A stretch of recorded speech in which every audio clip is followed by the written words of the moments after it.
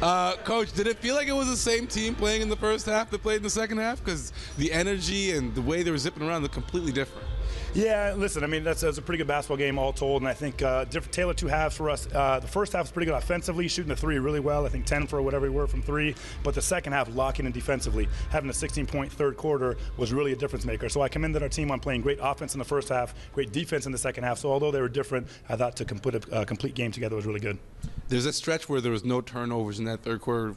Was that the best you saw this group play? Because there are certain guys that are missing, because it looked real good. Yeah, no, I think some of our better basketball for the season. I think without question. I think the way we were able to sort of manage our mismatches that they were giving us and really execute against those, and then defensively locking against some of their really good quality players was high level. The players were locked in today, and I think that it showed on the floor and it showed at the details. Basketball's a game of details and making less mistakes than your opponent, and tonight we did that. We talk a lot about roster turnover in this league. Did you know you would get games like this from a guy like Mikal McIntosh? This is a 30-point game, 24-point game. He's been big for you guys. Yeah, we were excited when we got him. We didn't quite know what we had, but we knew we had a physical presence, someone who could rebound, right, and someone who could score at the rim, and he showed that today. And I think against switching teams with his mismatch and his size and his sort of ability to get to the rim was really high level. So I think, listen, our program's about getting players playing as well as they can. If that's someone in the end of our bench or the front of our bench or your star player, you want to play better than you did the game before, and Mikal definitely did that today.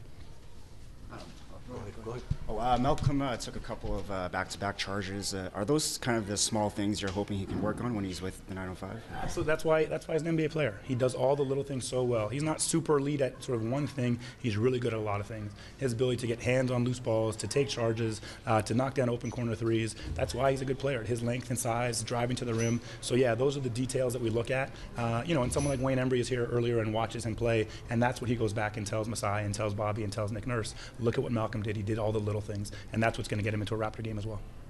If you look at the game yesterday and a bit of the first half today, you had some trouble in the interior defense. You want to talk about some of the adjustments you were able to make in the second half of today's game to tighten that up a bit? Yeah, I mean, heck of a challenge last game with Williams. He's a real presence and a real load down there. And I thought they had one today, too, in Matt, and he's a strong player in the post as well. But we just sort of stuck with it, and Derek Cook did a really good job on him. We took away his strength. He had to go to his counter move. He made some early, but I think he tired as the game wore on. But that's a credit to sort of the physicality that we met him with. And post defense is what you do before the catch. Right, and you got to force those catches out as far as you can. That's what makes the difference, and Derek did that today.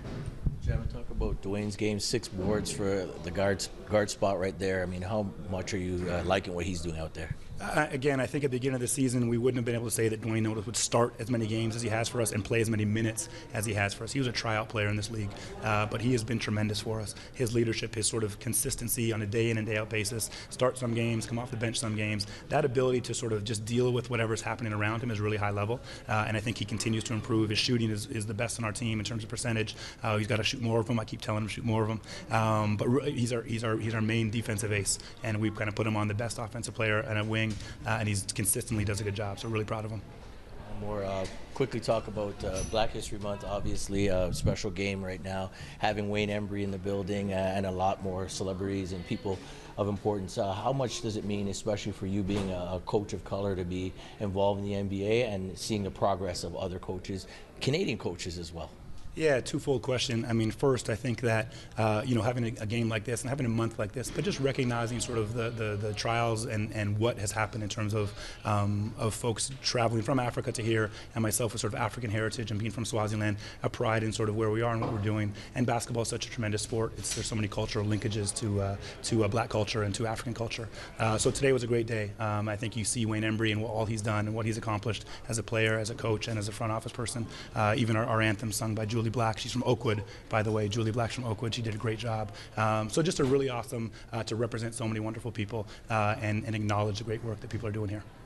And secondly, I think secondly to that is sort of for Canadian coaches and for me as a Canadian to see young Canadians, players and coaches, right, being able to excel and thrive is something that I've prided myself on with this team. And I think we just keep on coming and keep on growing and let's get more and more of them.